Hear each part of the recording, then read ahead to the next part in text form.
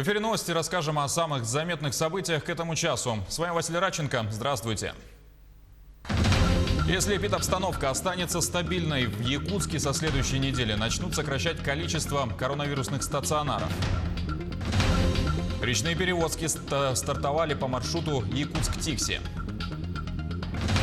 Молодой руководитель Нюрбинского ГОКа получил премию Льва Солдатова.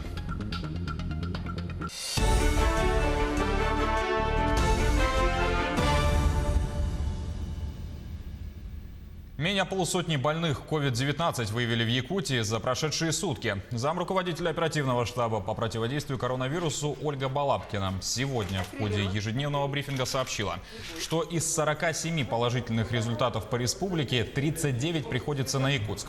По 2 на промышленные районы – Мирнинский, Нерюнгринский и Алданский. И единичные случаи в Чурапчинском и Татинском районах.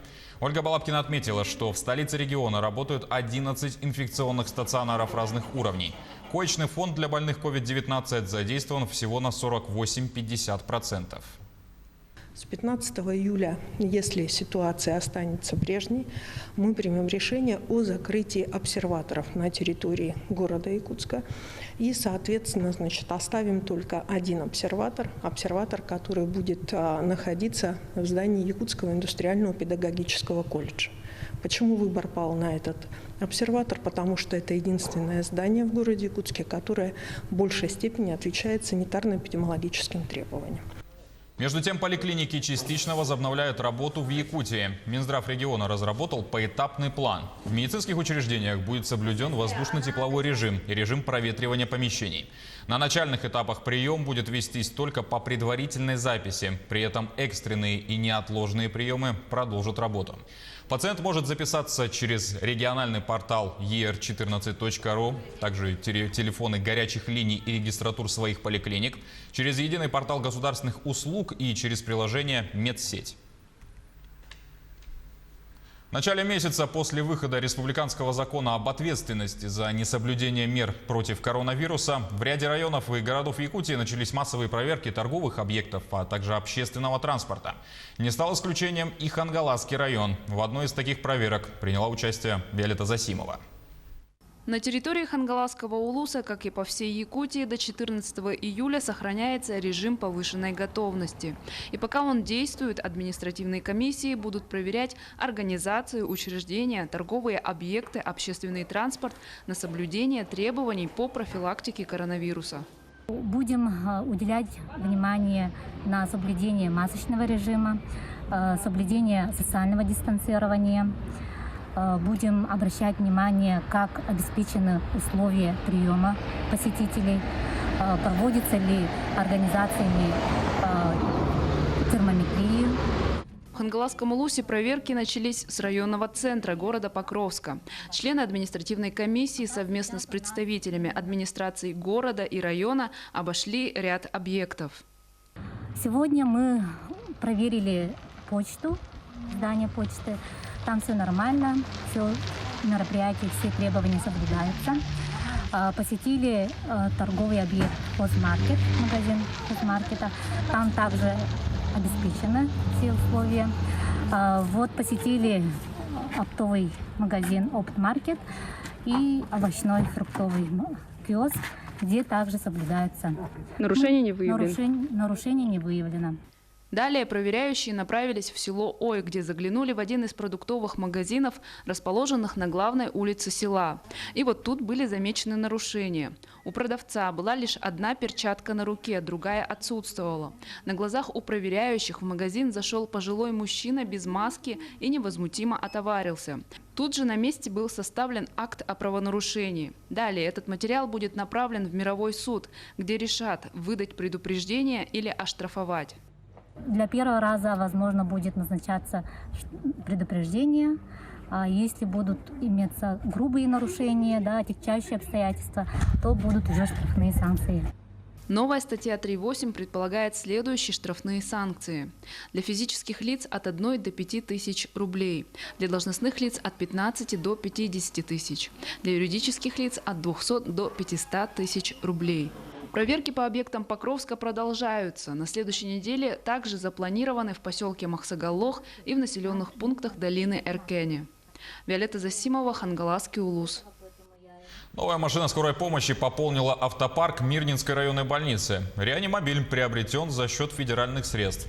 Машина марки УАЗ класса С оснащена всем необходимым оборудованием. Это аппарат ИВЛ, дефибриллятор-монитор, электрокардиограф, экспресс-измеритель данных крови и многое другое. Причем все оборудование представлено в двух комплектах – взрослом и детском варианте. Помимо обслуживания пациентов города Мирного, реанимобиль также предназначен для эвакуации жителей поселков Светлый, Чернышевский, Алмазный, Заря, а также сел Арылах, Тас-Юрях и выездов на ДТП, которые происходят на федеральных трассах. Так как у нас есть поселки, которые далеко расположены от нашего города, такие как Светлый-Чернышевский, она, конечно, будет использоваться для эвакуации тяжелых пациентов из данных поселков. Вчера мы ее уже опробовали. Первый раз она выезжала у нас в поселок Чернышевский. Была оттуда эвакуирована женщина в тяжелом состоянии с инсультом. Доставлена в Мирнинскую центральную районную больницу.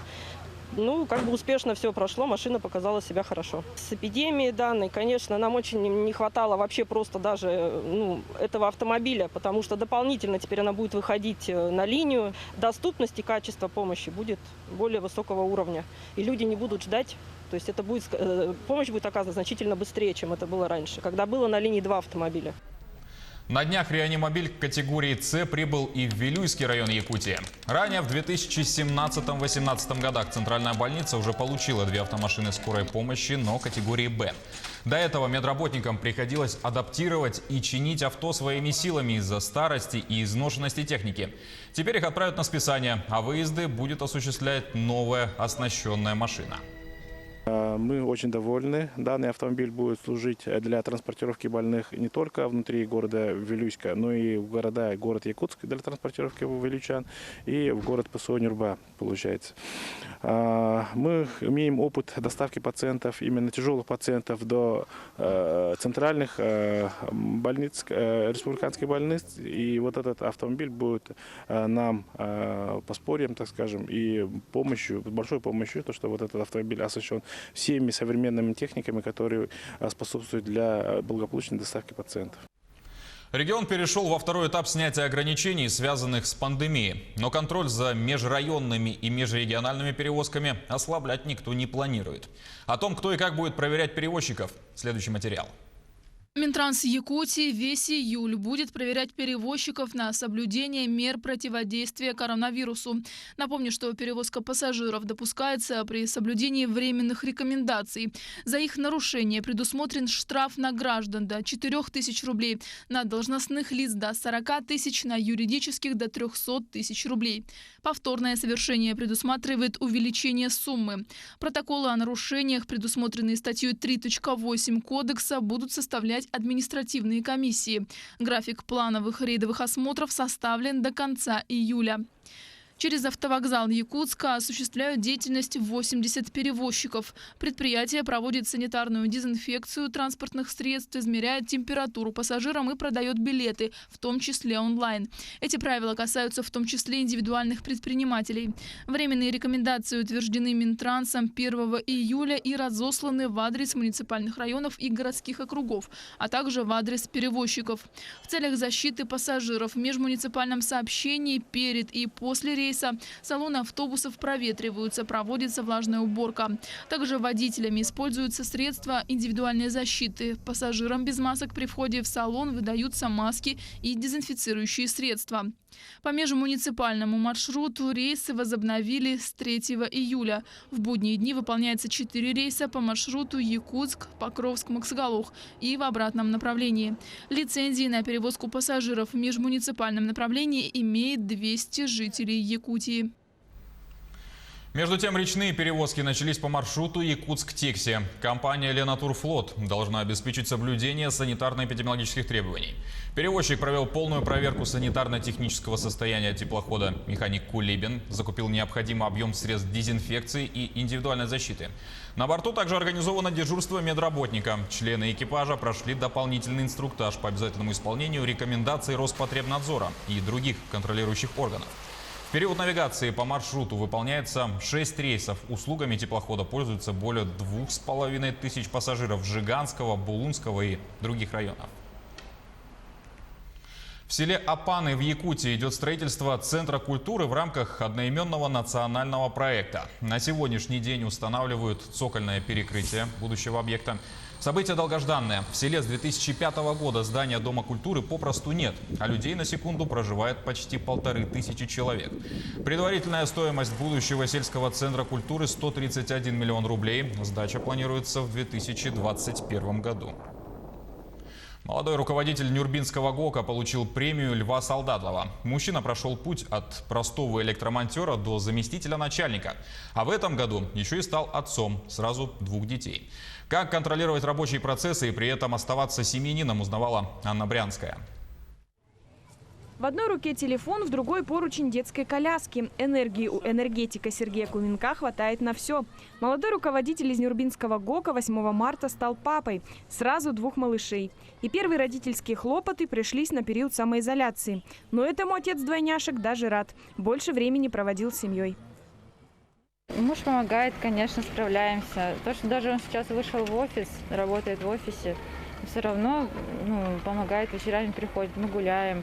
Готовить, кушать. Как бы справляемся вместе. В этом году пополнение пришло не только в семью, но и в их бюджет. Молодой энергетик стал лауреатом премии имени Льва Солдатова. Звонок из службы управления персоналом, затем поздравления коллег, начальства. Это не сказать, чтобы была прям неожиданность, потому что я знал, что номинировался изначально. Но это была такая приятная эйфория. И я, наверное, все-таки до конца не ожидал, что я получу, потому что за собой я каких-то там особых услуг не замечаю. И, в принципе, если какие-то работы и проводили, это заслуга полностью нашего коллектива, нашего цеха. Сейчас Сергей уже может полноценно руководить целой бригадой, а начинал с электромонтера. Правда, не в компании. После учебы работал на Братском алюминиевом заводе. В Алроса устроился диспетчером энергокомплекса в Нюрбинский ГОК. Сегодня от него и коллег зависит все тепло- и энергоснабжение промышленных площадок.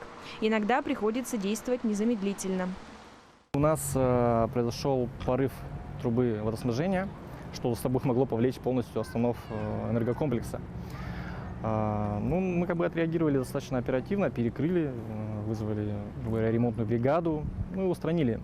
Да, сейчас это звучит как-то по-простому, но на тот момент счет шел, грубо говоря, на минуты.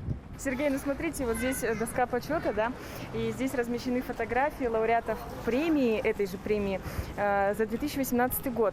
И ваша фотография может здесь оказаться. Как вы на это смотрите? Конечно, это для меня большая честь. Это очень редкая возможность, которая выпадает работникам.